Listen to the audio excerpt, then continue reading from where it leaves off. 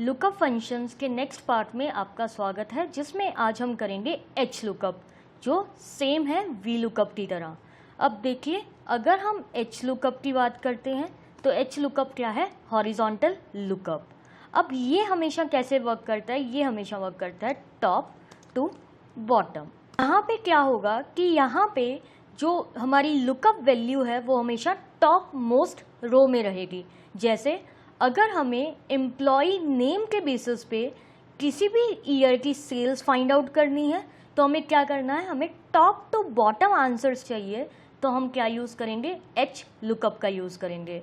अब पहले हम एच लुकअप को सिंपल वे से यूज़ करेंगे, देन ड्रॉप डाउन लिस्ट के साथ यूज़ करेंगे एंड उसके बाद में नेम रेंज के साथ यूज़ करेंगे। तो देखिए, सबसे पहले मैंने क्या कहा कि लेट से मुझे रोहन की 2015 में कितनी सेल है वो फाइंड आउट करनी है।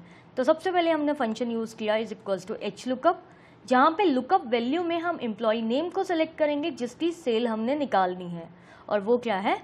रोहन।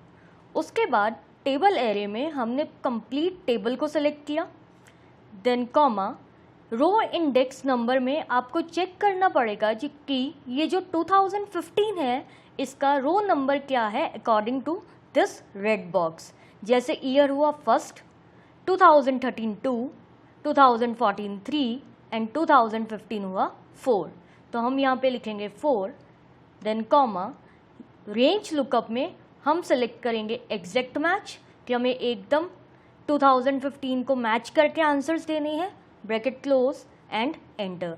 तो आप चेक कर सकते हैं कि रोहन की 2015 में 9800 की सेल्स थी। अब इसी तरह से अगर हम ड्रॉप डाउन लिस्ट को यूज़ करके एच लुकअप यूज़ करना चाहते हैं तो सबसे पहले हम क्या करेंगे? एम्प्लॉय नेम में आके डाटा में गए, डाटा में जाके डाटा वैलिडेशंस, एनी वैल्यू की जगह हम सेलेक्ट करेंगे लिस्ट, एंड सोर्सेज में हमने सारे एम्प्लॉयज़ को सेलेक्ट कर लिया एंड ओके। अब आप चेक कर सकते हैं कि हमारे पास पूरे एम्प्लॉयज़ के नाम इस लिस्ट में अवेलेबल हैं।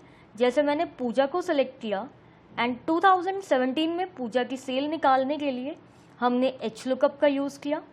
लुकअप वैल्यू में हमने एम्प्लॉय नेम को सेलेक्ट किया, टेबल एरे में हमने कंप्लीट टेबल को सेलेक्ट किया, then we will find out कि 2017 किस रो में है।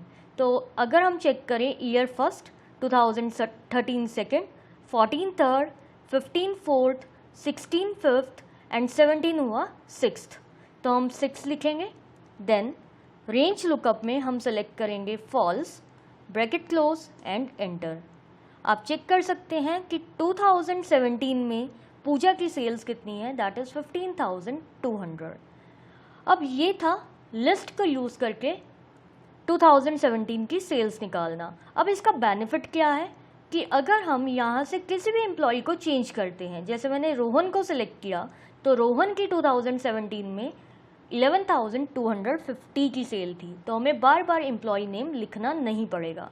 अब इसका नेक्स्ट मेथड क्या है कि अगर हम टेबल रेंज को सेलेक्ट करने की जगह इस पूरे टेबल को एक नेम प्रोवाइड कर दें, तो नेम प्रोवाइड करने के लिए हमने कंप्लीट टेबल को सेलेक्ट किया एंड नेम बॉक्स में आके हमने इसको कोई भी एक नाम दे दिया। जैसे अभी के लिए मैंने इसे नाम दे दिया कस्टमर्स। देन इसके बाद हमने एक एम्प्लॉय लिया, जैसे हमें सिम्मा की सेल्स फाइंड आउट करनी है 2014 में, तो हमने एच लुकअप यूज़ किया। एच लुकअप यूज़ करने के बाद लुकअप वैल्यू में हमने एम्प्लॉय को सेलेक्ट किया। टेबल एरे में हम कंप्लीट टेबल को सेलेक्ट करने की जगह यहाँ पे अपने टेबल का नाम सेलेक्ट करेंगे, दैट इज़ कस्टमर, एंड आप चेक कर सकते हैं जैसे ही हमने कस्टमर लिखा मेरा पूरा का पूरा टेबल ऑटोमेटिकली सेलेक्ट हो चुका है। Then comma row index number में हम 2014 की रो नंबर सेलेक्ट करेंगे जो है 3, तो हमने 3 लिखा, कॉमा देन रेंज लुकअप में हमने फॉल्स सेलेक्ट किया, ब्रैकेट क्लोज एंड एंटर।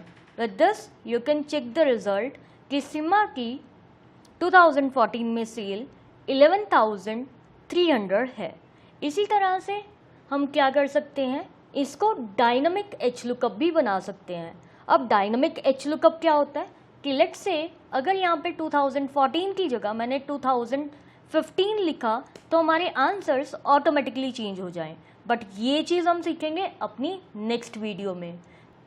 अगर आपको ये वीडियो पसंद आई तो वीडियो को लाइक कीजिए, चैनल को सब्सक्राइब कीजिए और बेल आइकन को दबाना ना भूलें।